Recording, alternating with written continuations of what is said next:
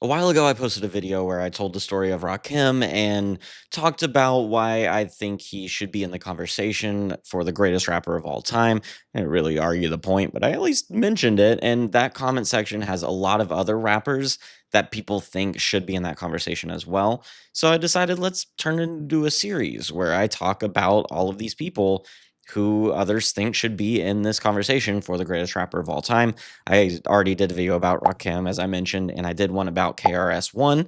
So now it's Nas's turn. This is the story of Nas and why people think he should be considered the greatest rapper of all time.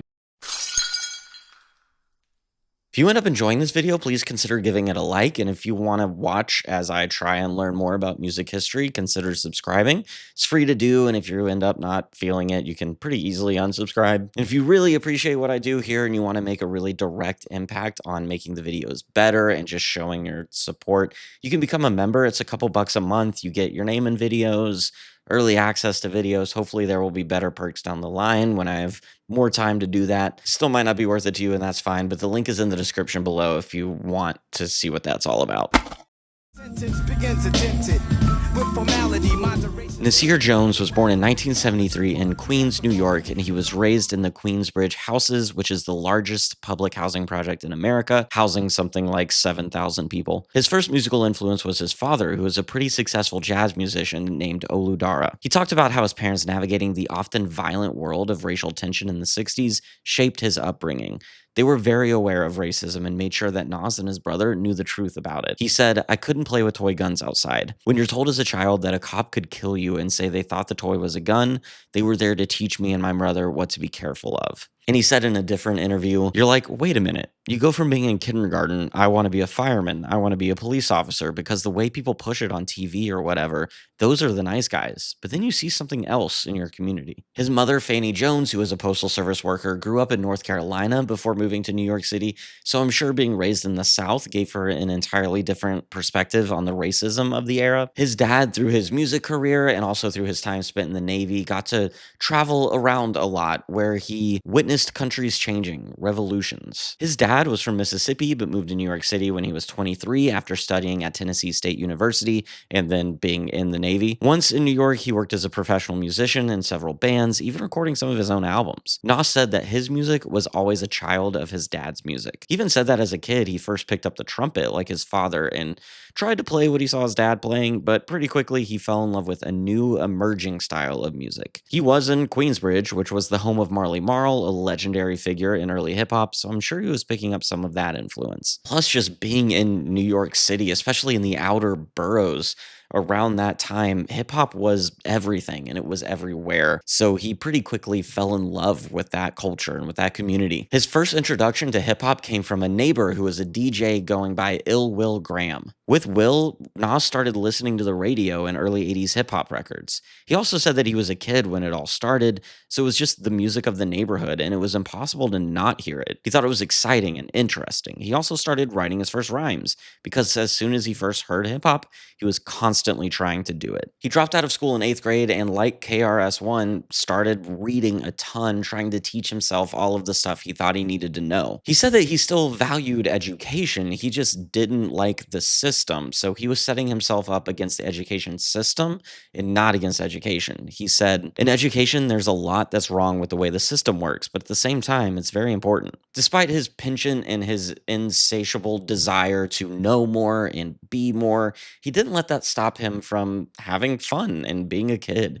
He said, everything that teenagers in the United States get into, I was getting into. It was just fun. I was starting to think a little bit about what I wanted to do, but I knew I had a few years before I had to make a decision. I didn't let that get in the way of having fun. Because of that, school saw me less and the streets saw me more, and that was my life. Sorry if I sound a little weird. I just got back from New York, and I think every time I leave Manhattan, I have some sort of sickness that I have to get over. I was also at a taping of Late Night with Seth Meyers, so look in the audience for like a bigger guy with a blue hoodie, bald head, It was the episode he did with Kevin Hart the most recently, and I'm like right behind that guy. So pause it when it scans the crowd, you'll see me. I also recorded this entire video like an hour ago and then realized I forgot to hit the record button. So voice was already shot, but we're going to work through this together. At the time when Nas first started working on his rhymes, he went by the name Kid Wave before changing that to Nasty Nas, which would eventually just become Nas. In 1991, he gave his first major debut when he featured on a main source song called Live at the Barbecue. It was the first time people really got to experience Nas, who was still going by Nasty Nas at this point, and his style of excellent rhymes combined with his knowledge of the street.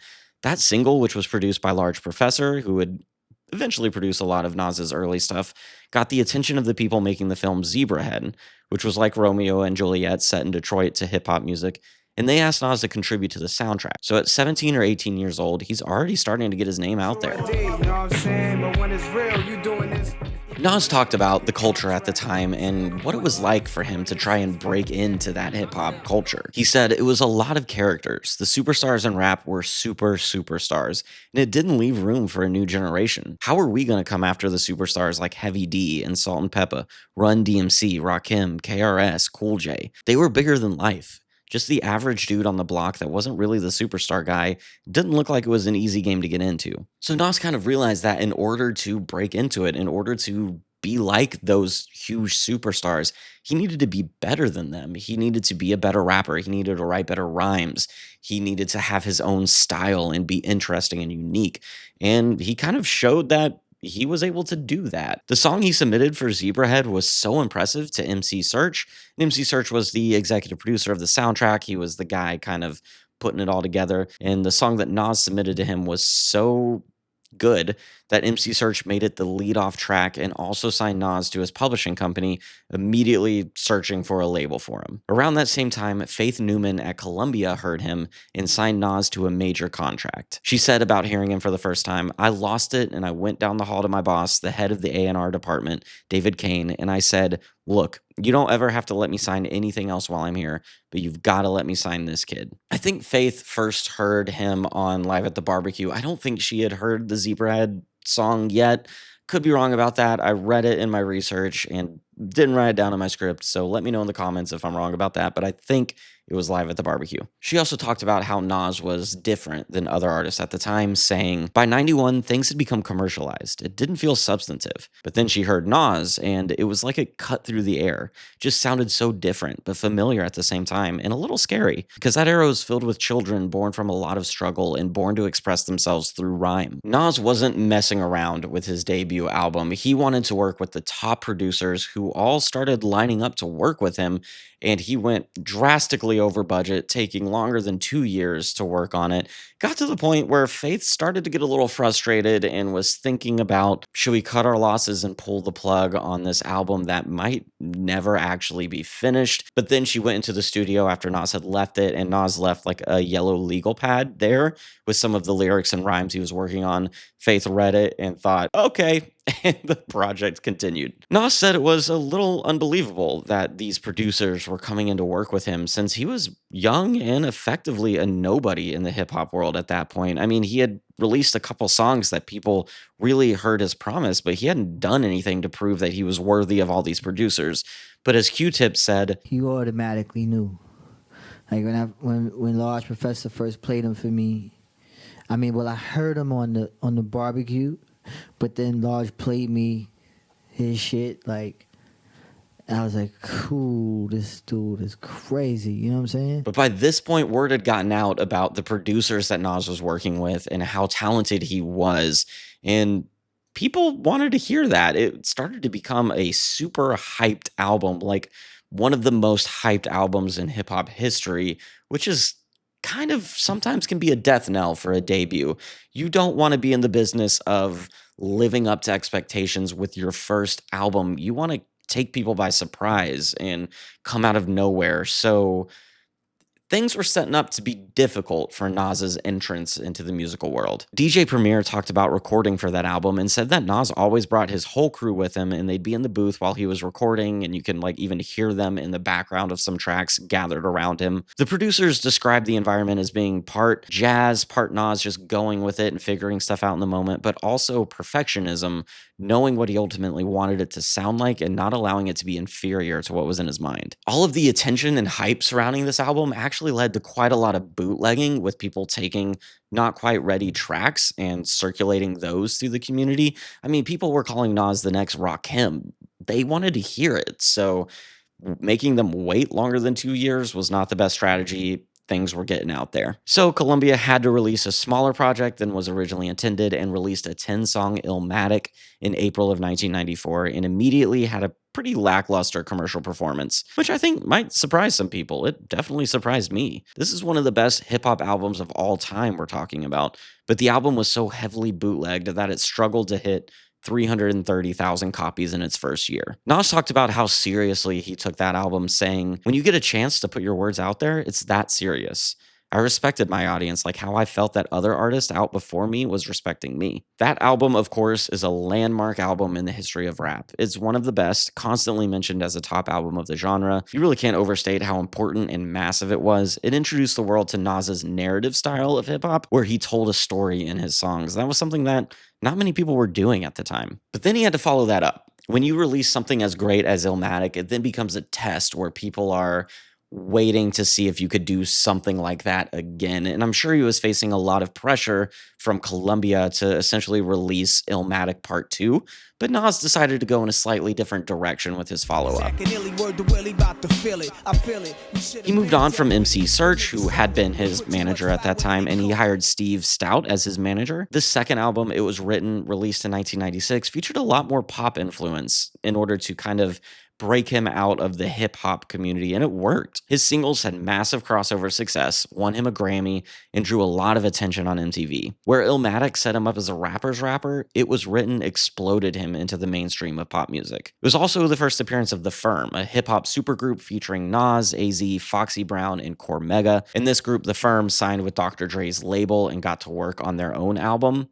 But then Steve fired Cormega and started a beef where Cormega kept attacking Nas. Nas and Cormega were childhood friends. Cormega said that he would have been on Illmatic, but he was locked up when it was recorded, and Nas did give him a shout out on Illmatic. After Cormega got out of prison, Nas wanted to help boost his career, but Mega had reservations about signing a publishing deal with Steve and ended up signing with someone else named Lighty, which greatly annoyed Steve since he really hated Lighty. So Steve decided he wanted to make sure The Firm was all within his company, so he replaced Mega with a rapper named Nature. Nature felt like he needed to prove himself, so he dissed Mega. Mega assumed that diss came from Nas as well, so the beef really kind of got going. Cormega also got annoyed at people saying that Nas made his career with that shout out on Illmatic. He pointed out that he already had buzz before he went to jail, even opening up for Eric B. and Rakim at the Apollo, and he was singled out by Marley Marl as kind of that next coming of hip hop in Queensbridge. He said, "A shout out is a shout out.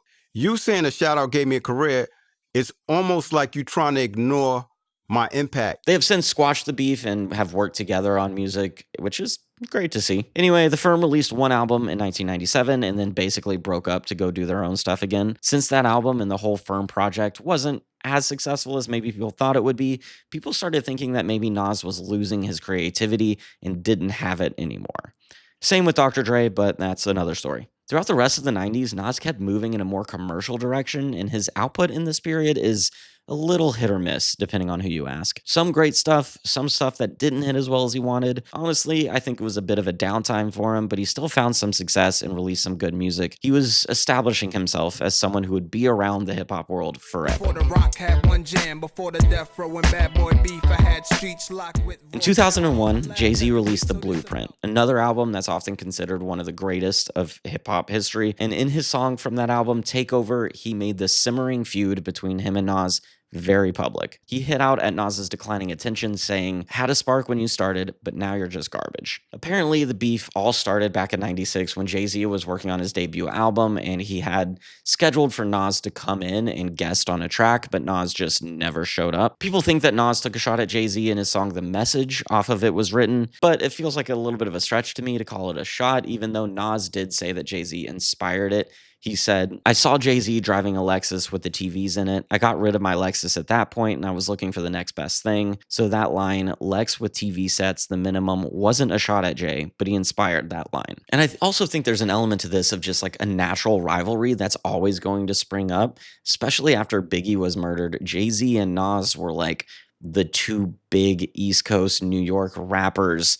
They're always going to be butting up against that and competing against each other to try and get that crown. Then Nas traded some jabs with Memphis Bleak, who was closely affiliated with Jay, and then Jay released Blueprint and that diss song Takeover, which was actually a cleaned up version of a freestyle he did at Hot 97 Summer Jam. At that time, Jay was on the rise and Nas had kind of fallen off. But when Nas hit back with his song Ether, people realized he still had plenty to say. Nas rapped about how he has been more influential and around longer than Jay, and then claimed that Jay sold out, saying, "You traded your soul for riches." That song Ether was off of Stillmatic, which was released in 2001, and most people saw that as the rebirth of Nas and his great comeback. Even though he had several #1 albums, several platinum albums, been in a movie, and was richer than anyone could imagine, by the year 2000, he just wasn't as dominant as he once was within hip hop. This was the era of the artist run hip hop label powerhouses, but Nas's label Ill Will Records never competed with them. So he returned to his origins and used most of the producers from Illmatic and brought in AZ to be the primary guest on the tracks. Instead of flexing his wealth and fame, he spoke to more common and relatable issues. All in all, it was exactly what Nas needed to get back in the game, just hearkening back to Illmatic in a way that was great and people really appreciated and respected. Plus, drama always sells, and people wanted to see how he would respond to Jay-Z. Jay-Z did hit back with a song called Super Ugly, which was very harsh. Even Jay-Z's mother called a radio station and said that Jay should apologize to Nas. Jay-Z kind of like bragged about having an affair with Nas's girlfriend at the time. It's a whole thing. The radio station Hot 97 did post a poll asking who won, and 58% of people said that they preferred Ether to Super Ugly. Jury is still out on who won, so sound off in the comments below on who you think took that. Though you're watching a video about Nas, so I think I know where that's gonna go. After trading a few more barbs, they publicly ended the beef by performing together in 2005, and then Nas left Columbia to sign with Jay's label Def Jam. But that beef put Nas back into the spotlight of the rap world and helped him reunite his position at the top. Nas released his 8th album, his first on Def Jam, Hip Hop Is Dead, in 2006, which started a lot of conversations about the direction that hip hop was headed in and became his 3rd solo #1 album. That album particularly annoyed kind of like the Southern rappers who were starting to get big at this point because they thought it was directly aimed at them and Nas not appreciating what they were doing. Then it was announced that he was going to release an album just called The N-Word, and people freaked out. Then Jesse Jackson, the legendary civil rights leader, implored Nas to not do it, saying that they should stop giving power to that word. Nas kind of went in on Jesse, not about that album title, though I'm sure there was some simmering tension regarding Jesse's comments about his album title, but he was more talking about Jesse's comments on Barack Obama. Nas said, "We're the voice now. It's no more Jesse. Sorry, goodbye. You ain't helping nobody in the hood. That's the bottom line. Goodbye, Jesse. Bye." He also said about the outrage over the album title, quote, "Everybody is trying to stop the title. It's just people being scared of what's real. Somebody is trying to open up dialogue for people to talk." But he did end up changing the album title, which started to get fans a little bit nervous that maybe he was changing the direction and changing what he wanted to do with it. So he clarified, saying, "They're scared for reasons I understand, but the fans got to know either way, this is the same album. The content is the same, the direction is the same, the message is going to be everything I intended it to be musically." It was eventually released in 2008 and stayed untitled, with Nas saying that his fans would know what to call it. In the early 2000s, Nas started dating singer Khalees, and they got married in 2003, but in 2009, she filed for divorce while she was 7 months pregnant, and has since claimed that their relationship was abusive. She said, "I've never painted myself as a saint. Did he hit me? Mm-hmm. Did I hit him back? Mm-hmm." She said elsewhere about their relationship, "I was 22 when I met him.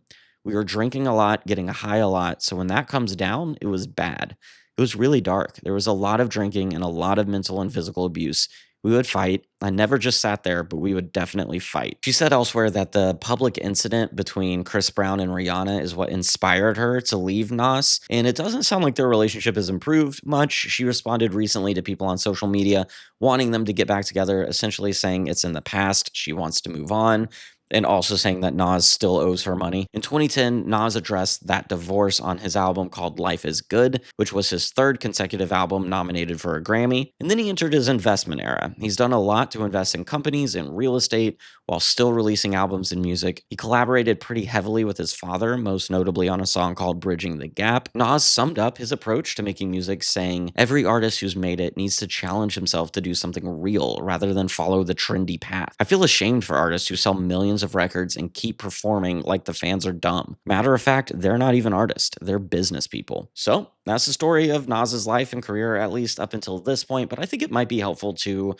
break down some of the common reasons I found and I saw for people thinking that Nas is the greatest rapper of all time. That's kind of the point of what we're doing with these videos, so might as well kind of lay out the facts a little bit. People argue that while you can't ignore the legacy and the impact of those early rappers from like the 70s and 80s and their influence, the 90s was a different time. That was when hip hop was hitting its peak, at least in terms of cultural impact. You had some of the greatest of all time all making music in the 90s. I mean, you had people like Tupac and Biggie and Jay-Z and Nas and Eminem, all of these people competing to be the best. And during that time, Nas was firing on all cylinders and was at the top of the game. So when you're competing against that legendary stable of artists and you're near the top of that, that says something for you. He revolutionized rap with his narrative storytelling, not using just his rhymes and his lyrics, but also the music and the production to craft this interlocking story. His wordplay was next level and inspirational, especially with the emotional impact of his songs. Something that people like Eminem, even if he's better with kind of witty wordplay, he wasn't doing the emotional impact nearly as well as Nas was doing it. Nas has had tremendous commercial success, but he's not the top of any sales category for any hip hop artist. People like Eminem or Drake have sold more than him.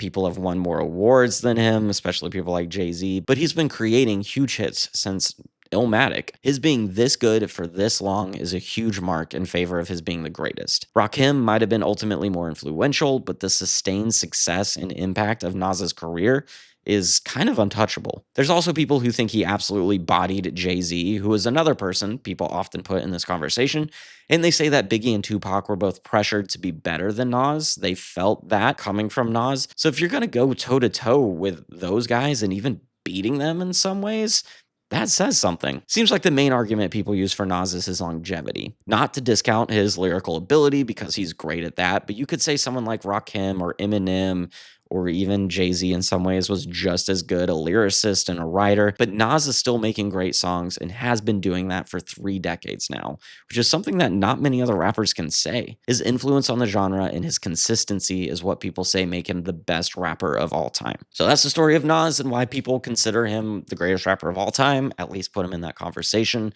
Let me know using the comments below what you think. Do you think he is the greatest? Do you think he's top 5? Where do you put him? Who do you put above him if you do put people above him? And leave a like if you did enjoy this video and subscribe if you want to join me as I learn more about music history.